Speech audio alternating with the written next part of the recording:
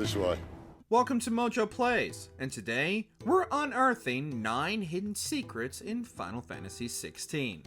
Final Fantasy XVI is a love letter for fans of the franchise and is chock full of references and callbacks to not only previous games in the series, but also other media as well.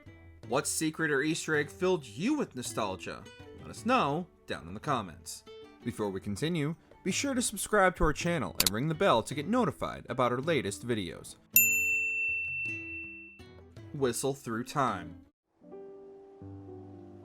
Ambrosia.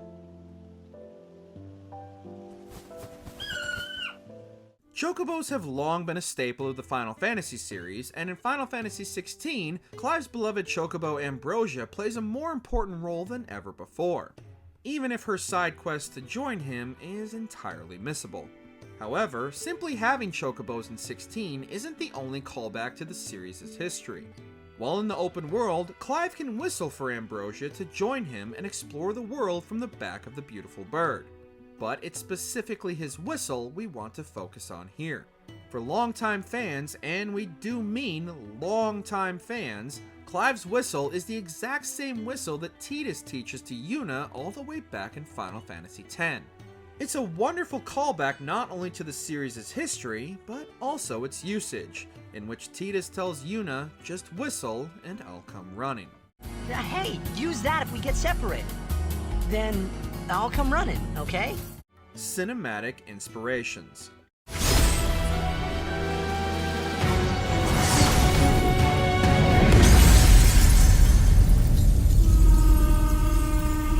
Final Fantasy XVI is by far the most cinematic entry in the franchise so far, with its absolutely bombastic and over-the-top clashes between kaiju-sized icons. But some eagle-eyed fans may have noticed some more obvious shoutouts to other popular franchises. In particular, we'd be hard-pressed to ignore the obvious design inspiration for Final Fantasy XVI's interpretation of Titan, who was already a long-standing icon of the series. Fans of the anime Attack on Titan will see clear similarities between Titan and the horrifying namesake monsters from the beloved anime. The second is far more obvious for fans of Middle-earth, as the opening battle between the Phoenix and Ifrit is a near one-to-one recreation of the battle between Gandalf and the Balrog in The Lord of the Rings: The Two Towers. Come to think of it, Ifrit's design looks pretty familiar too. Fly, you fools! Fantastical Weapons.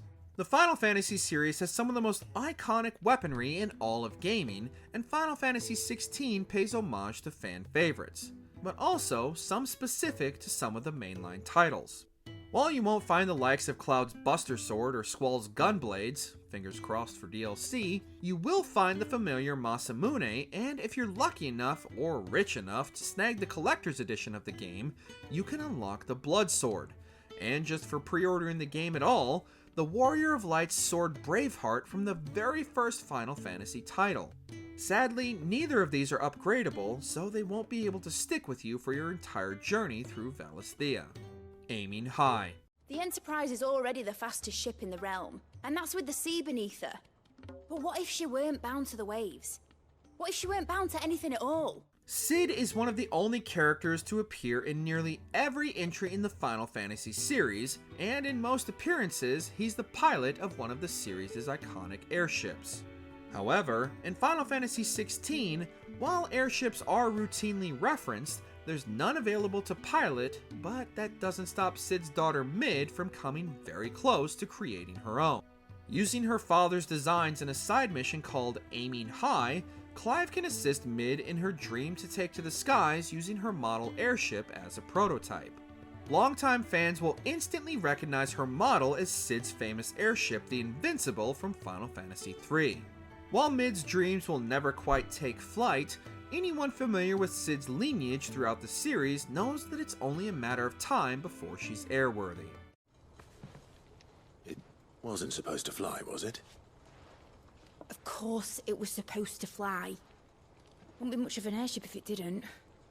Tactical Cid. Well then, with a sprinkle of fire and ice, this plan of mine might just work.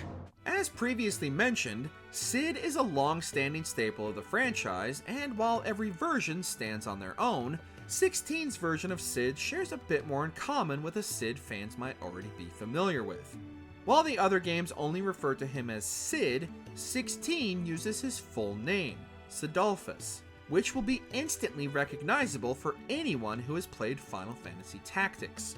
Within Final Fantasy Tactics, Sidolphus is not only one of the strongest characters players can have in their party, but within the game is also referred to as the Thunder God. In Final Fantasy XVI, Sid is the dominant of the icon Rama, who wields his mighty lightning rod, making Sid the de facto Thunder God in the realm of Valisthea.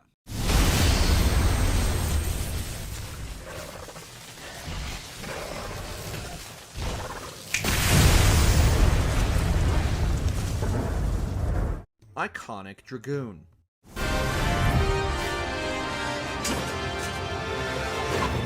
Clive, look out!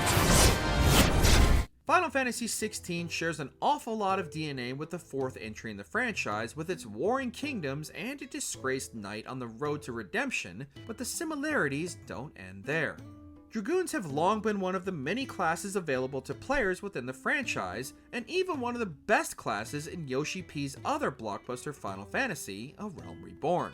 With the Dragoons being one of the leading militant forces of the Holy Empire of Sambrek, their Dragoon pose is instantly recognizable to even the most casual of fans. However, in 16, players get a much more direct callback to 4 with the Knight of Blinding Dawn's entrance during the events of Phoenix Gate. Perched on top of the castle, his pose is nearly identical to that of Final Fantasy IV's logo, as well as the Dragoon character art for both 4 and 14.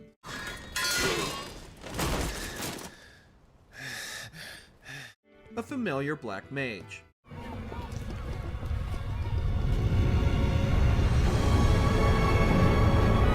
Much like the Dragoons, mages have long been a go-to character class for magic users, whether they were healers or on the front lines.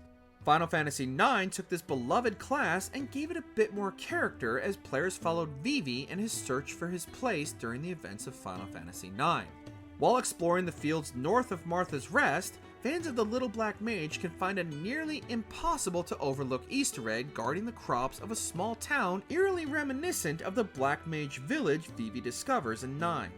Upon closer inspection, there's no mistaking the scarecrows are near carbon copies of everyone's favorite Little Black Mage from 9, right down to his little yellow eyes and iconic hat and coat. Final Fantasy IX Remake when?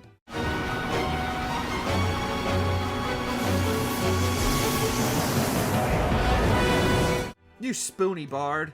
When lightning struck, his yoke did break, his life his own again. Yet another callback to Final Fantasy IV. This one is by far one of the easiest to overlook if you're not familiar with its legacy.